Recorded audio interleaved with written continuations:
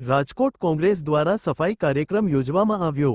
Rajkot smart city કહેવામાં આવે છે, પરંતુ અહીં ગંદકીના ગંજ છે। સબ રજિસ્ટર રાજકોટ ઝોન 3 ખાતે કોંગ્રેસે કરી સફાઈ। કમિશનરના બગલા નજીક કોંગ્રેસ દ્વારા રેવન્યુ કચેરી ખાતે કરાઈ સફાઈ। લોકોને શહેરની ગંદકીને ધ્યાનમાં રાખીને #મેયર અને કમિશનર ચલાવવા કોંગ્રેસની અપીલ। શહેરમાં વાસ્તવિક સફાઈ અને ગંદકીની પરિસ્થિતિથી કોંગ્રેસે કર્યા વાકેફ। લાખો કરોડો રૂપિયાની રેવન્યુ ઉઘરાવવામાં આવે છે, છતાં સફાઈ થતી નથી। કોંગ્રેસ બાઇટ રાજદીપસિંહ જાડેજા, પ્રમુખ, રાજકોટ શહેર કોંગ્રેસ સમિતિ। અહેવાલ સંજય પોપટ। રાજકોટ શહેરની અંદર 2 દિવસ પહેલા જ મુખ્યમંત્રી આવેલા હતા।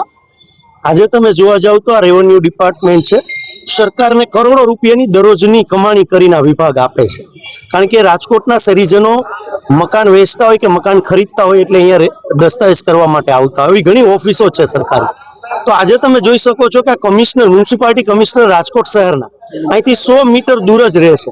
અહીંયા કેટલો કચરો છે, અને જે લોકો અહીંયા આવે છે એ કાલ સવારે એમના સ્વાસ્થ્યની જવાબદારી કોની?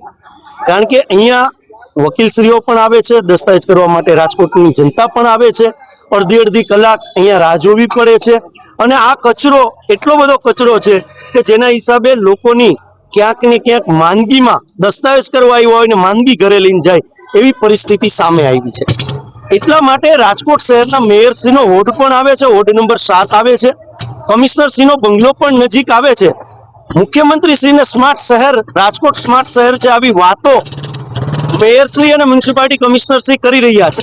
પણ આપણે એક ઉદાહરણ રૂપે કોંગ્રેસ વતી અમે આજે આ કાર્યક્રમ આપ્યો છે। અમારા પ્રદેશ કોંગ્રેસના આગેવાનોને સાથે રાખીને અમને વિચાર આવ્યો કે આ કાર્યક્રમ કરવો જોઈએ રાજકોટની જનતાની સુખાકારી માટે, એટલે અમે આજે આ કાર્યક્રમ કર્યો છે।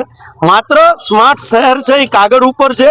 આપ બધાના મીડિયાના માધ્યમથી રાજકોટની જનતાને પણ હું અપીલ કરી રહ્યો છું કે જ્યાં જાહેર સ્થળો ઉપર આપને કચરો દેખાતો હોય, ગંદકી દેખાતી હોય, તો સોશિયલ મીડિયાના સમયની અંદર રાજકોટ મહાનગરપાલિકાના કમિશનર શ્રી જે સ્માર્ટ શહેરની વાત કરે છે તો એમને હેશટેગ કરી અને જ્યાં કચરો દેખાતો હોય એ પણ આપણે હેશટેગ કરીને એમને બતાડવો પડશે।